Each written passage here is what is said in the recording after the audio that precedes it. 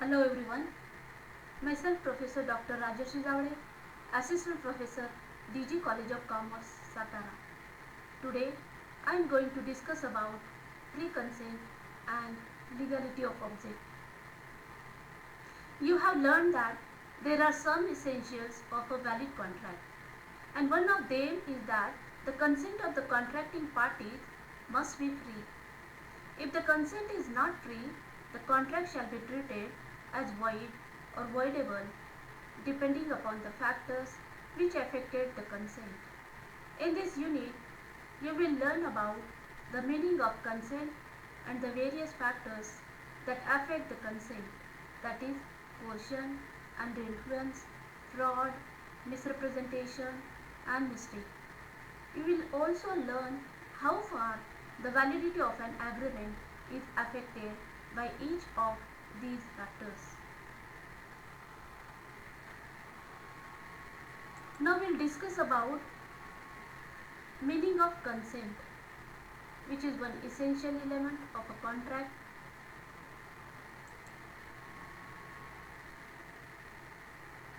You have learned that when two parties enter into a contract, they should give their consent. The consent of the parties means that they understand the same thing in the same sense.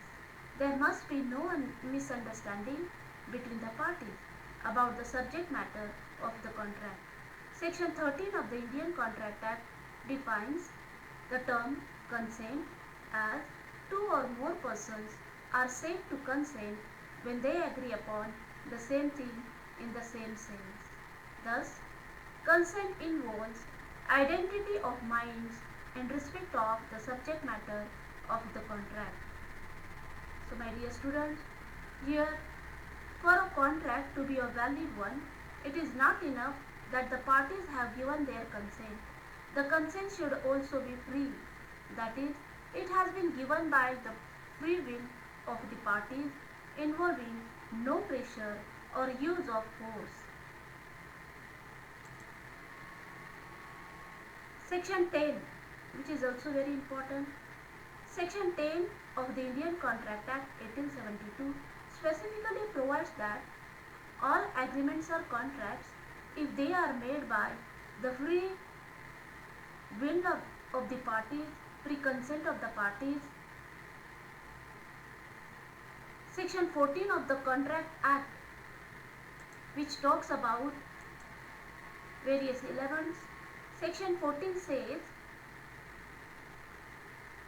consent is said to be free when it is not caused by coercion, undue influence, fraud, misrepresentation, or mistake.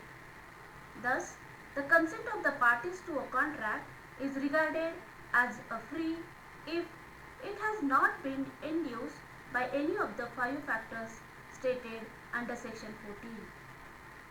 In other words, the consent is not free if it can be proved that it has been caused by coercion, undue influence, fraud, misrepresentation, or mistake. For example, X at a gunpoint makes Y agree to sell his house to X for rupees 50,000. Here, Y's consent has been obtained by coercion and therefore it shall not regarded as free. When the consent of any party is not free, the contract is usually treated as voidable at the option of the party whose consent was not free. If, however, the consent has been caused by mistake on the part of both the parties, the contract is considered void. So here, what is coercion? Coercion means forcibly compelling a person to enter into a contract.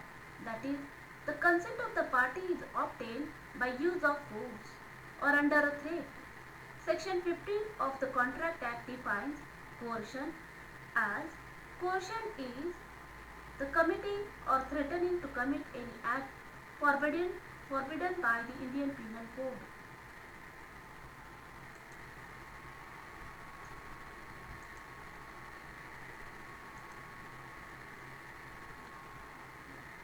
The unlawful detaining or threatening to detain any property to the prejudice of any person, whatever with the intention of causing any person to enter into an agreement.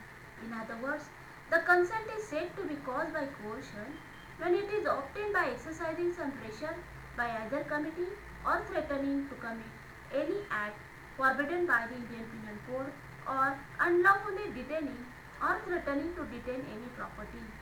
Coercion thus implies committing or threatening to commit some act which is contrary to law.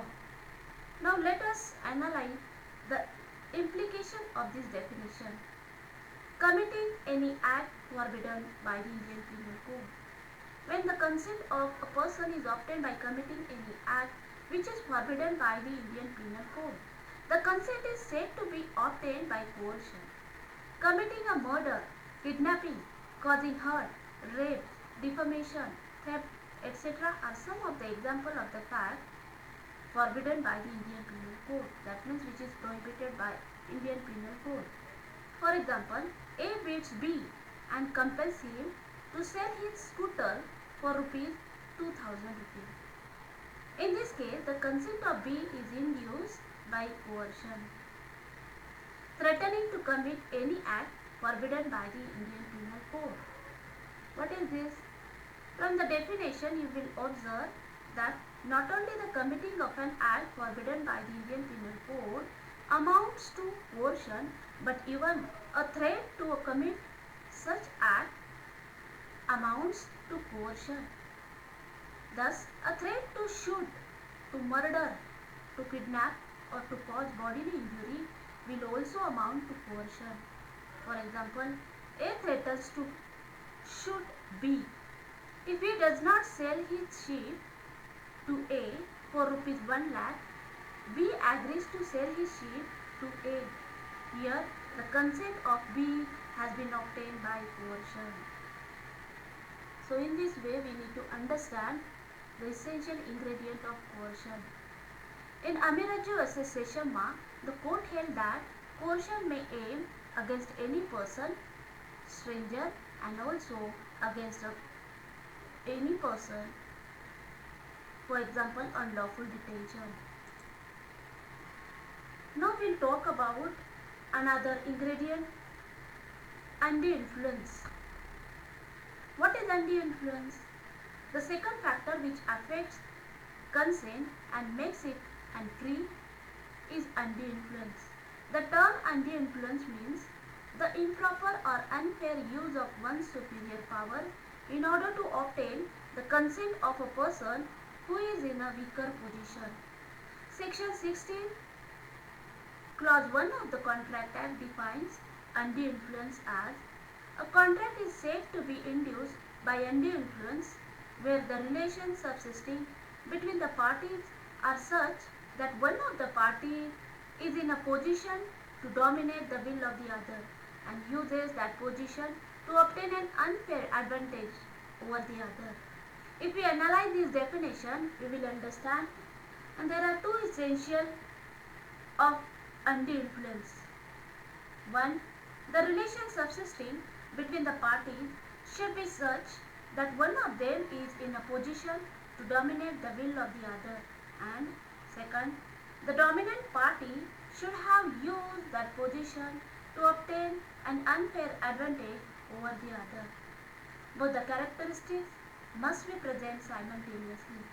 The presence of one without the other will not invalidate the contract on the ground of undue influence. For example, a lady gifted all her property to B, her spiritual guru, so that she may secure benefit to her soul in next world. Later on, she disputed the validity of the gift deed. Here, the spiritual guru was in a position to dominate the will of his disciple. A and by using his strong position obtained an unfair advantage. Hence, it was held that the consent of A was obtained by undue influence. Second example, A and B, These both the persons are there. A was suffering from a number of ailments and B was threatening him. B, by exercising his influence over A as his medical attendant, induced A to agree to pay B an unreasonable sum for his professional services. In this case, B has used his superior position to obtain an unfair advantage over A. Thus, you can observe that undue influence compels a person in a weaker position to do something which otherwise he would not have done had he been left free to do the thing.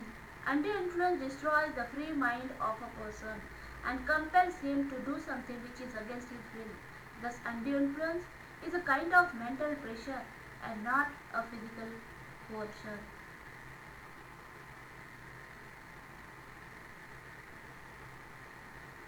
Effects of undue influence. What will be the effect of undue influence? If the consent of a party is induced by undue influence, the contract is voidable at the option of the party whose consent has been so false or obtained with malified intention or a bad intention. Now we'll see the difference between coercion and undue influence. In coercion, relationship between the party is not necessary, but in undue influence, some sort of relationship must exist between the parties. In coercion, consent is given under the threat of an offense, and under undue influence, consent is obtained by dominating the will. No offense is committed. Under coercion, it involves physical force or threat, but in case of undue influence, it involves moral pressure. Under coercion, it may move from even a stranger and may be against the promisor himself or a person in whose welfare the promisor is interested. But in case of undue influence, it is employed by the party to the contract. Next, under coercion, when a contract is avoided, any benefit received has to be restored or refunded. In case of undue influence, when the contract is avoided, it is at the discretion of the court to direct the agreed party to restore or refund the benefit received. So these are some points of distinction or differentiation between coercion and undue influence. Now we'll talk about the another aspect, that is fraud. What is fraud? Fraud simply means a willful strong. Fraud means a willful wrong representation of fact made by a party to a contract with the intention to deceive the other party or to induce him to enter into a contract. The term fraud is defined by Section 17 of the Indian Contract Act 1872. Fraud means and includes any of the following acts committed by a party to a contract or by anyone with his convenience or by his agent, with intent to deceive another party, thereto his agent, or to induce him to enter into a contract. So here, the active concealment of a fact by one having knowledge or belief of the fact, a promise made without any intention of performing it, any other act to deceive, any such act or omission as the law specially declares to be fraudulent. So here, fraud must be committed by a party to the contract by or any other one or by his agent. So these are the ingredients.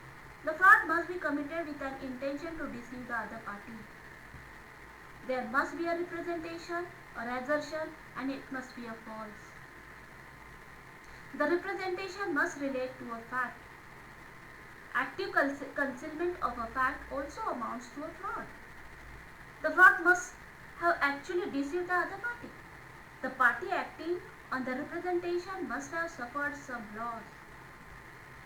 So these are the essential ingredients which will amount to a fraud. So the consent which is obtained by using a fraud will not be a proper consent or a free consent. The conduct of a representation of a fraud must be deliberately dishonest. And here there are certain exceptions to the general rule.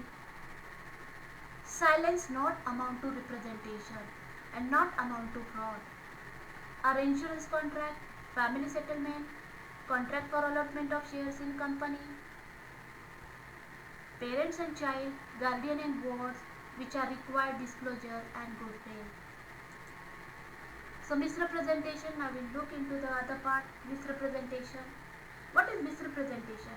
The word misrepresentation means a statement of a fact made by one party to the other, either before or at the time of making the contract, with regard to some matter essential for the contract, with an intention to induce the other party to enter into a contract. A representation when wrongly made, either innocently or intentionally, is called misrepresentation. You know, when wrong representation is made willfully with the intention to deceive the other party, it is called fraud. But when it is made innocently, that is, without any intention to deceive the other party, it is termed as misrepresentation.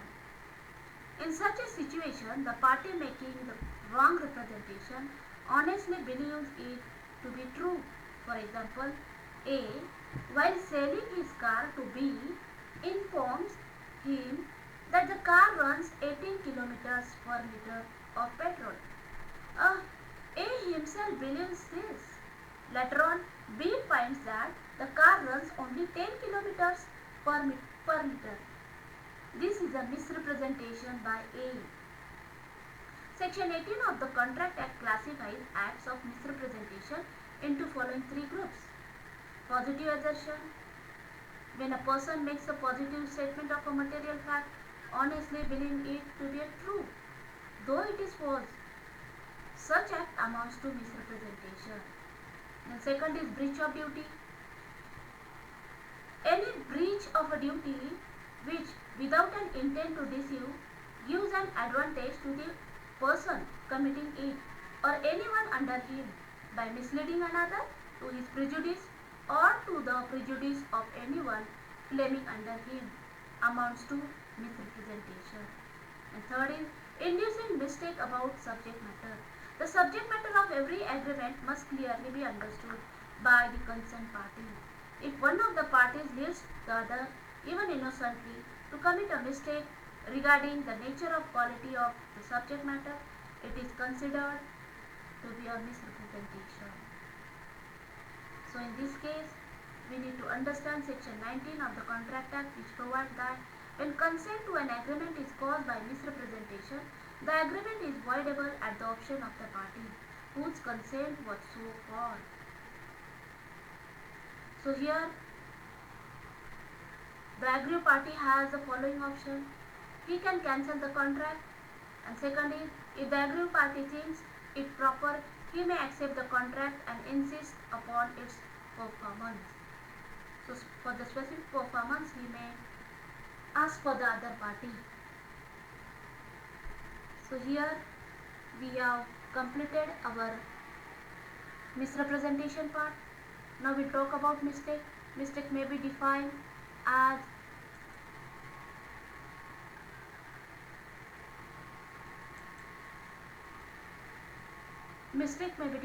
the belief concerning something. Whenever an agreement is made under a mistake, there is no consent and the agreement is not valid. Broadly speaking, mistake may be of two kinds: mistake of law and mistake of fact. Mistake of law can be further classified into mistake of Indian law, mistake of foreign law. So, under foreign law, mistake of fact can be a bilateral mistake or a unilateral mistake. So here we can see that if the contract is by using unfair means, then that can be voidable at the option of the party. So when we are saying about the consent, and consent should be free consent, all these. So here, finally I would like to conclude with this. Consent implicit a meeting of mind. If there is no consent and there is no meeting of mind, if consent obtained without free of mind, here the consent under some influence, so free consent is the essential ingredient in a contract. It should not cause by any undue influence, mistake, misrepresentation, fraud, coercion or undue influence. Thank you. So these are my references. Thank you once again.